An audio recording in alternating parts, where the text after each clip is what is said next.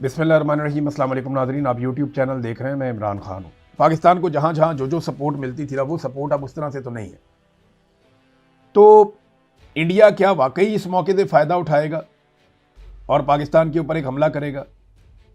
देखिए ना, Donald Trump की ख्वाहिशात पाकिस्तान पूरी नहीं कर रहा, इसराइल की ख्वाहिशात पाकिस्तान पूरी नहीं कर रहा, यूएई की ख्वाहिशात पाकिस्तान पूरी नहीं कर रहा, सऊदी अरब की ख्वाहिशात पाकिस्तान पूरी नहीं कर रहा, चाइना को पाकिस्तान से शिकवे और गिले हैं। तो ऐसे में इंडिया को इससे बेहतर मौका क्या मिलेगा? ये अगर वाकई पाकिस्तान तैयारी कर रहा है और हाई अलर्ट पे चला गया है और वजीर दिफा जो है इस किस्म के खदशात का इजहार कर रहा है कि फॉल्स फ्लैग ऑपरेशन इंडिया में होने वाला है, जिसके नतीजे में इंडिया पाकिस्तान पे अटैक कर सकता है, हम ज्यादा तगड़ा जवाब देंगे। वो तो जब वक्त आएगा उसके ऊपर तब बात करेंगे। लेकिन क्या इंडिया अटैक करने वाला है?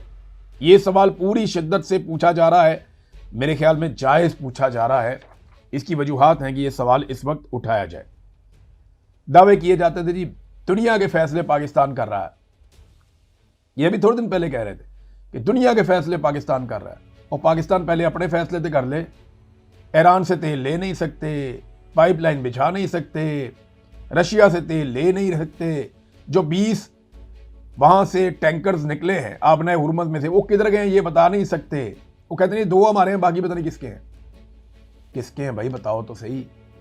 पाकिस्तानी झंडा लगा के किसको नवाज दिया आपने? पाकिस्तानियों की तो पीठ में चिरा घूम दिया आपने। यहां तो पेट्रोल महंगा कर दिया, बेशुमार महंगा कर दिया। पाकिस्तानियों को क्या मिला? हमारे झंडे लगाकर तेल कौन ले गया? भाई पाकिस्तानी परचम जो है वो पाकिस्तानियों का है ना, मुल्कियत हमारी है। हमारे झंडे लगाकर तेल कौन ले गया और उसमें पाकिस्तान की कौम को क्या मिला और किसने कितना कमीशन खाया? इसका कोई जवाब है किसी के पास? ये सारी चीजों की इंक्वायरी होनी चाहिए। बहरहाल अपने फैसले जनाब हम कर नहीं सकते, दुनिया के फैसले करेंगे हम। हमारा बजट तक तो आईएमएफ बना रहा है, खुद तो हम बजट भी नहीं बना पा रहे बदकिस्मती से। पेट्रोल कितना महंगा करना है, बिजली कितनी महंगी करनी है, फैसले तो आईएमएफ करता है। अभी इन्होंने फिर वादा कर दिया आईएमएफ से कि जैसा आपका हुक्म, जब आप कहेंगे हम जनाब आपके लिए अब बिजली भी महंगी कर देंगे। अब ये गैस के और पेट्रोल के बाद बिजली महंगी करने जा रहे हैं। और हालात इन्होंने पाकिस्तान में ये कर दिए हैं कि जो अमीर तबका है, जिनको आसाइशें हैं, जो अलीट क्लास है, उनको 49 खरब 75 अरब का टैक्स इस्तिस्ना दिया गया है 2 सालों में।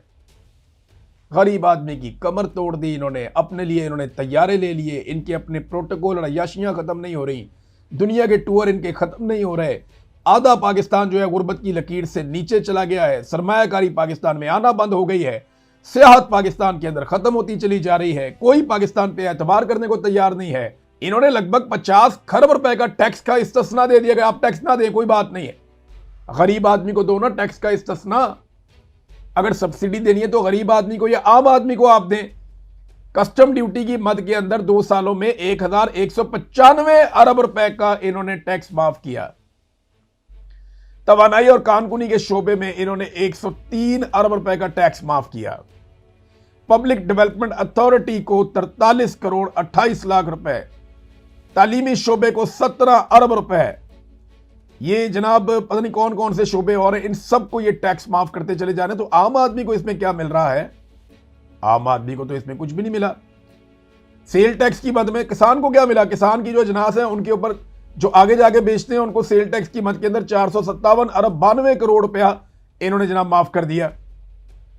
ये इनके अल्ले तलल्ले हैं जो ये अशराफिया को नवाज रहे हैं। वो किसान बेचारा अपनी गंदम रख के बैठा होता है, वो खरीदता कोई नहीं है। अभी आएगा ना बिकने का टाइम, आ जाएगा 15 दिन के बाद, 20 दिन के बाद आपको पता चल जाएगा ये किसान के साथ क्या करते हैं, कितना जुल्म करते हैं किसान के साथ। किसान बैठा रहता है हाथ पे हाथ रख के, जबकि माफिया जो है उसको ये माफ कर रहे हैं 50 खरब रुपए का टैक्स। ये जनाब पाकिस्तान की पॉलिसी है। नादरीन, डोनाल्ड ट्रंप ने और नेतन्याहू ने अपना सारा कुछ दांव पे लगा दिया। यानी इस वक्त जो लड़ाई चल रही है ना अमेरिका में, जिस तरह उन्होंने अपना आर्मी चीफ हटा दिया है, जिस तरीके से वो जर्नलों की छुट्टी करा रहे हैं, जिस तरीके से अपने रास्ते में आने वाली हर रुकावट को हटा रहे हैं, तो मुकाबला इस वक्त डोनाल्ड ट्रंप के अपने करीबी साथियों और नेतन्याहू की पूरी लॉबी का मुकाबला इस वक्त चल रहा है उन अमरीकियों के साथ जो अमरीका को सबसे पहले नंबर पे रखना चाहते हैं, सबसे आगे रखना चाहते हैं। और ये याद रखिएगा सर्वाइवल की लड़ाई है। सबसे पहले तो आप नेतन्याहू को ले लेना, क्योंकि इन लोगों का सब कुछ दांव पे लगा हुआ है।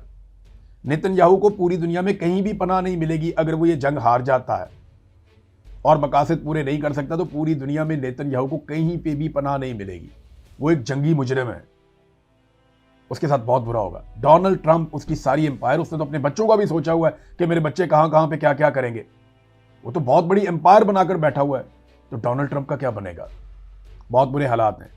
पीट हेग्सेट जो अमेरिकी वजीर जंग है, वजीर दिफा है, अब उसके मामलात ये हैं कि अब उसको जंगी मुजरिम करार दिया जा रहा है। उसके बारे में हर तरफ ये बात की जा रही है कि जंगी मुजरिम है और वो अपनी खाल बचाने के लिए अपने जर्नैलों की कुर्बानियां दे रहा है। बहरहाल ये मुझे बड़ा अच्छा लगा कि वो अपने जर्नैल को हटा सकते हैं, वरना नॉर्मली ऐसा होता नहीं है। पूरी दुनिया के अंदर जर्नैल बड़े तगड़े होते हैं। पाकिस्तान में तो इतने तगड़े होते हैं कि वजीर आजम को और सदर को ही हटा देते हैं जर्नैल, लेकिन वहां पे वजीर दिफा जर्नैलों को, खास तौर पे आर्मी चीफ को हटा गया। अब यहां तक स्टेटमेंट दे दिया पीट हेग्सेट ने कि अमरीकी फौजी हजरत ईसा के लिए लड़ रहे हैं। ये इसको मजहब का रंग दे दिया कि जनाब लड़ो तो सही, आओ तो सही। मामला ये है कि ये लड़ाई तो देखें इसराइल लड़ रहा है, लेकिन इसको मजहबी लड़ाई बनाने की कोशिश की जा रही है। कभी इसको यहूदियों की मजहबी लड़ाई बना देते हैं, कभी इसको ईसाइयों की मजहबी लड़ाई बना देते हैं। तो जो ईसाई ममालिक हैं या रहनुमा हैं, वो इस लड़ाई से अपने आप को दूर रखते हैं। इस स्टेटमेंट के बाद कैथोलिक मसीहियों के जो रूहानी पेशवा हैं, पॉप लियो, उन्होंने एक स्टेटमेंट दिया है और टका के, जिसको कहते हैं जन्नाटेदार चपेड़ उन्होंने मारी है इस मजहबी जंग के बयानिए पे। उन्होंने कहा जी ऐसी बातें हजरत ईसा का तरीक़ेकार से बिल्कुल हटकर हैं। खुदा ने जिंदगियां तबाह करने की नहीं, उन्हें बनाने की तरगीब दी है, ये पॉप लियो ने कहा। तो इनका कोई बयानिया, कोई सौदा नहीं बिक रहा। हत्ता कि ये पहली मरतबा तारीख में हुआ जिसपे अमेरिका में बड़ा मजाक उड़ रहा है डोनाल्ड ट्रंप का। रॉयटर्स ने यह खबर जारी की है, अमेरिकन मीडिया इसके ऊपर, उनका सोशल मीडिया, उनका मीडिया इस पे डोनाल्ड ट्रंप को आड़े हाथों ले रहा है। खबर क्या है? खबर यह है कि अमेरिका ने ईरान से दरखास्त की कि 48 घंटे की जंगबंदी कर देते हैं। ईरान ने कहा नहीं जी हम नहीं करते।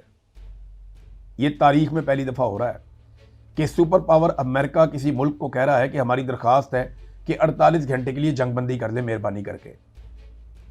तो ईरान कह रहा है जी हमने जंगबंदी नहीं करनी, हमने मारना है, ऐसे हम नहीं छोड़ेंगे।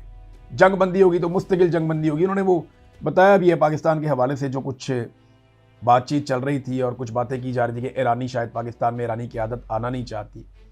तो अब्बास इराकची ने कहा नहीं ऐसी बात नहीं है, अमेरिकन मीडिया गलत खबर दे रहा है, हमें पाकिस्तान आने पे कोई एतराज़ नहीं था, भाई हैं हमारे पाकिस्तानी।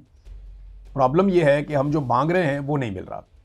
हम ये कह रहे हैं कि कंक्लूसिव किस्म के जो हमेशा रहने वाले या मुस्तकिल बुनियादों के ऊपर कुछ जंगबंदी के इकदाम हों, ये जंग हमारे ऊपर दोबारा इम्पोज ना की जाए। लेकिन मैं भी आपको यही बात बता रहा था कि ईरान गारंटियां मांगता है जो पाकिस्तान के पास नहीं है। ईरान वो चीज़ मांगता है जो पाकिस्तान या पाकिस्तान की सरकार कर नहीं पाएगी और उनकी करने की कैपेसिटी भी नहीं है। अब तक के लिए इतना ही। अपना ख्याल रखिएगा, अपने इस चैनल का भी। अल्लाह हाफ़िज़।